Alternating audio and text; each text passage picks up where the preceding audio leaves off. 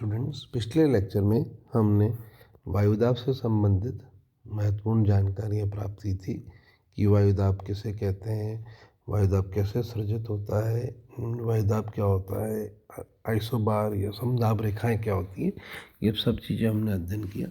उसी क्रम में ये चैप्टर है, हम नेक्स्ट वीडियो लेक्चर बना रहे हैं और इस नेक्स्ट वीडियो लेक्चर में हम सबसे प्रथम ये देखेंगे कि जो वायुदाब के दो प्रकार के तंत्र बनते हैं, एक तो उच्च वायुदाब सिस्टम और एक निम्न वायुदाब सिस्टम। जो उच्च वायुदाब सिस्टम होता है उसमें केंद्र में तो उच्च दाब होता है और बाहर की ओर जाते समय धीरे धीरे निम्न वायुदाब होता चला जाता है। यहाँ पे हाई प्रेशर होता है और बाहर जाते हैं वैसे वैसे निम्न वायुदाब होता है। तो केंद्र से बाहर की ओर हवाएं चलती हैं।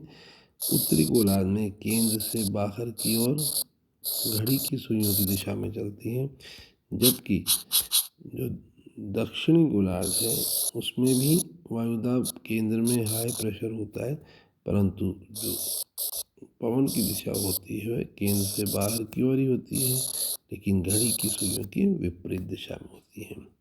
ये सब फैरल के नियम के अनुसार या पृथ्वी के घूर्णन के कारण ऐसा होता है। तो जो प्रवाह होता है वह अपसरणीय डाइवर्जेंट होता है, ठीक है, अंदर से बाहर की ओर होता है।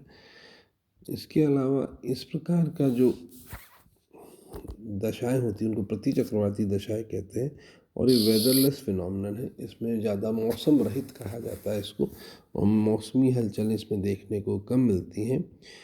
अब जो इनका निर्माण होता है उच्च वायुदाब का, वो दो प्रकार से होता है, तो तापीय प्रक्रिया के कारण और एक गतिक प्रक्रिया के कारण। तापीय प्रक्रिया का मतलब अत्यधिक शीतलन जहाँ पर हो या बर्फीला क्षेत्र हो जहाँ वायुदाब कम हो जाता हो तापमान कम होने के कारण। और दूसरा है गतिक प्रक्रिया जहाँ पे वायु के अवतलन के कारण होता है, यानी गर्म क्षेत्रों से हवाएं ऊपर उठती है और इन क्षेत्रों में आकर बैठती हैं। तो ये वायु का अवतलन अयनवर्ती क्षेत्रों में होता है। दो उप प्रकारों में इसको हम विभाजित करते हैं उच्च वायुदाब सिस्टम को। पहला तो है शीत उच्च वायुदाब सिस्टम और एक है उष्ण उच्च वायुदाब सिस्टम। तो दो प्रकार में हम इसको विभाजित करते हैं। तो शीत उच्च वायुदाब सिस्टम तो ध्रुवीय क्षेत्रों में बनता है और जो हमारा उष्ण वायुदाब सिस्टम होता है वह अयनवर्तीय क्षेत्रों में बनता है, ठीक। तो इस तरह से जो प्रतिचक्रवात हैं उनको भी हम दो भागों में बांट देते हैं, एक तो उष्ण प्रतिचक्रवात और एक शीत प्रतिचक्रवात, ठीक है। उष्ण प्रतिचक्रवात आकार में बहुत बड़े होते हैं, लेकिन उन पर गतिशीलता बहुत अत्यंत शिथिल होती है। किस स्थान पर बन जाते हैं तो वहाँ पे लंबे समय तक रहते हैं, स्थायी हो जाते हैं, कई दिन तक कई सप्ताह तक टिके रहते हैं। और इसके विपरीत जो शीत प्रतिचक्रवात या शीत उच्च दाब सिस्टम जो है वो उष्ण दाब सिस्टम की तुलना में आकार में अत्यंत छोटे होते हैं, ठीक है। तो कहने का तात्पर्य यह है कि जो उष्ण चक्रवात है प्रतिचक्रवात और जो शीत प्रतिचक्रवात है, तो जो उष्ण प्रतिचक्रवात है वो आकार में बहुत बड़े होते हैं, जबकि शीत प्रतिचक्रवात जो हैं वो आकार में छोटे होते हैं और लंबे समय तक नहीं रहते हैं एक जगह पे और अत्यधिक तेज गति से आगे बढ़ते हैं। कौन से? शीत प्रतिचक्रवात, याद रखें। जबकि उष्ण प्रतिचक्रवात बड़े होते हैं और उनकी गतिशीलता अत्यंत शिथिल होती है, वे स्लगिश होते हैं, ठीक है। अब ये देखिए, हम इसको अगर हम ये प्रेशर सिस्टम देखें अगर, तो उच्च वायुदाब केंद्र है इधर और इधर है निम्न वायुदाब। क्योंकि हमको दिख रहा है 1040 है, यहाँ 1016 है, तो उच्च वायुदाब से निम्न दाब की ओर एक इस तरह की एक बन गया है कटकनुमा आकृति, इसे हम वेज कहते हैं और इसे ही हम रिज भी कहते हैं। तो ये उच्च दाब का रिज है, उच्च दाब का कटक है जो निम्न दाब के क्षेत्र के अंदर घुसा हुआ प्रतीत होता है, ठीक है। और इसी प्रकार ये वाला जो क्षेत्र है वह यहाँ पर उच्च दाब है और यहाँ निम्न दाब है। निम्न दाब का जो कटक है, निम्न दाब का जो इलांगेटेड या बड़ा हुआ क्षेत्र है उच्च दाब की तरफ गया हुआ है, इसको हम ट्रफ या गर्त कहते हैं। यानी निम्न दाब का बढ़ा हुआ हिस्सा, आसपास तो उच्च दाब है, यहाँ पे इधर उच्च दाब है, इधर उच्च दाब है और बीच में निम्न दाब घुसा हुआ है इसमें, तो ये तो कहलाता है गर्त। जबकि ऐसा क्षेत्र जहाँ पर कि उच्च दाब निम्न दाब के क्षेत्र में अंदर की तरफ गया हुआ होता है, उसे हम रिज कहते हैं या कटक कहते हैं। ठीक है। दूसरा यहाँ पर एक और है टर्मिनोलॉजी, देखिए आप कि अगर चारों तरफ क्या है, इधर निम्न दाब, इधर उच्च दाब है, इधर उच्च दाब है, इधर उच्च दाब है, इधर उच्च दाब, तो दो उच्च दाब एवं दो निम्न दाब के बीच का जो क्षेत्र है उसे हम कोल कहते हैं। ये एक ऐसा क्षेत्र होता है यहाँ पर कि वायुदाब समान होता है।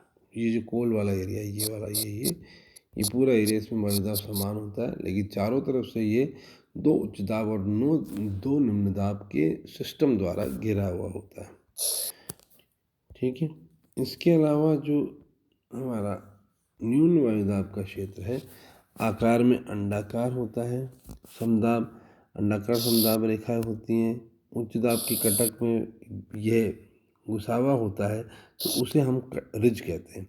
लेकिन जब निम्न दाब का गर्त या निम्न वायुदाब की गर्त, उसको हम लो प्रेशर कहते हैं। अगर मतलब सीधे भाषा में समझें तो निम्न दाब का गर्त अगर खिंचा हुआ है, लंबा कार है, तो उसे हम गर्त कहते हैं, और निम्न वायुदाब का। और उच्च दाब का क्षेत्र अगर लंबाई में खिंचा हुआ है तो उसे हम रिज कहते हैं। तो ये तो हमारा उच्च दाब का सिस्टम खत्म हो गया। अब दूसरा आ गया न्यून वायुदाब सिस्टम, लो प्रेशर सिस्टम, जिसमें केंद्र में लो प्रेशर होता है। इसे चक्रवात या अवदाब भी कहते हैं, चक्रवात या अवदाब भी कहते हैं, डिप्रेशन। इस अंदर से बाहर से अंदर की ओर वायु आती है। क्यों? क्योंकि केंद्र में लो प्रेशर है और बाहर की ओर हाई प्रेशर है, तो हाई प्रेशर से लो प्रेशर की ओर हवा आती है। ठीक है। और इसे हम क्या कहते हैं, वायुमंडलीय विक्षोभ भी कहते हैं। एटमॉस्फेरिक टर्बुलेंस कहें, एटमॉस्फेरिक डिस्टर्बेंस कहें, इन्हें ये भी कहा जाता है। उत्तरी गोलार्ध में इनकी दशा घड़ी की सुइयों के विपरीत होती है और दक्षिणी गोलार्ध में घड़ी की सुइयों की दिशा में होती है, अनुकूल दिशा में होती है। तो ये इम्पोर्टेंट बात है एक इसमें कि इसकी दिशा बिल्कुल प्रति चक्रवात की उल्टी होती है। ठीक है। तो यहाँ पर क्या होगा, यहाँ पर एक घड़ी की विपरीत दिशा में होगी उत्तरी गोलार्ध में, और दक्षिणी गोलार्ध में घड़ी की सुइयों के अनुकूल पाई जाती है। ठीक है। इनकी आकृति जो है, इनकी आकृति वी आकार की होती है, वृत्ताकार हो सकती है, अंडाकार हो सकती है। लेकिन ये ध्यान रखें कि निम्न वायुदाब जो है अगर लंबाई में विस्तारित होता है तो उसे हम गर्त कहते हैं या लो प्रेशर ट्रफ कहते हैं। ठीक है। इसके बाद हम देखें निम्न वायुदाब के जो सिस्टम है उसको भी हम दो उपभागों में डिवाइड कर सकते हैं, दो उपविभाग में विभाजित कर सकते हैं। एक तो है ऊष्मा निम्न और दूसरा है गतिक निम्न दाब। ऊष्मा निम्न दाब उन निम्न दाब जनित क्षेत्रों को इंगित करते हैं जिनका निर्माण तापीय कारणों से होता है। यानी बहुत ज़्यादा गर्मी पड़ गई और गर्मी पड़ने के कारण वायु विरल होकर ऊपर उठ गई, तो ऐसे क्षेत्रों में ऊष्मा निम्न वायुदाब बनते हैं। कौन से बनते हैं? ऊष्मा निम्न दाब बनता है, ये वाला। ठीक है। और सौर विकिरण के कारण होता है। और इसके अलावा ऐसे भी होते हैं गतिक या चक्रवात, ये गतिक के कारणों के कारण बनते हैं। इनमें क्या होता है, इसमें पृथ्वी के घूर्णन के कारण, गर्म और ठंडी वायु के अभिसरण के कारण इनका निर्माण होता है। इनका निर्माण मुख्यतः शीतोष्ण क्षेत्रों में यानी मध्य अक्षांशों में होता है। और निम्न वायुदाब सिस्टम ये आर्द्र मौसम के द्योतक है। निम्न वायुदाब सिस्टम या फिर हम कहें चक्रवात, ये आर्द्र मौसम के द्योतक है। क्यों? क्योंकि अगर केंद्र में वायु आएगी चारों तरफ से, तो नीचे से ऊपर जाएगी और ऊपर जाके वायु ठंडी होगी और वर्षा होगी। जबकि जो प्रति चक्रवात था या हाई प्रेशर सिस्टम था, उसमें वायु ऊपर से नीचे बैठी हुई रहती है और उस कारण वहाँ वर्षा नहीं हो पाती, वो शुष्कता का द्योतक है। ठीक है। अब इसके बाद जो हम एक और चीज़ देखें, ऊष्मा निम्न दाब और तापीय निम्न दाब, ठीक है, थर्मल जो है वो प्राय जो ऊष्माकरण निम्नदाब बनते हैं वो प्राय उष्ण तथा उपोष्ण कटिबंधीय क्षेत्रों में बनते हैं। ठीक है। और ग्रीष्म काल में धरातलीय सतह के अत्यधिक गर्म होने के कारण इनका निर्माण होता है। और इस तरह के जो तापजन्य निम्नदाब है सामान्यतः अपनी उत्पत्ति के स्थान पर स्थायी रहते हैं। क्या रहते हैं? स्थायी रहते हैं। इनको लोज या अवदाब भी कहा जाता है। ठीक है। ये अपने स्थान पर लंबे समय स्थायी हो जाते हैं, मंथर गति से आगे बढ़ते हैं। और शीतोष्ण कटिबंधीय ऐसे क्षेत्र जहाँ पर ग्रीष्म काल में तापीय निम्नदाब विकसित होते हैं वो कहाँ पर होते हैं? जहाँ पे ध्रुवीय वातावरण नहीं बन पाता। वैसे तो जो हमारे क्षेत्र है शीतोष्ण कटिबंधीय क्षेत्र वहाँ पे ध्रुवीय वातावरण बनता है, लेकिन जहाँ पर नहीं बनता है उन जगहों पर हमारे उष्ण निम्नदाब पाए जाते हैं। ठीक है।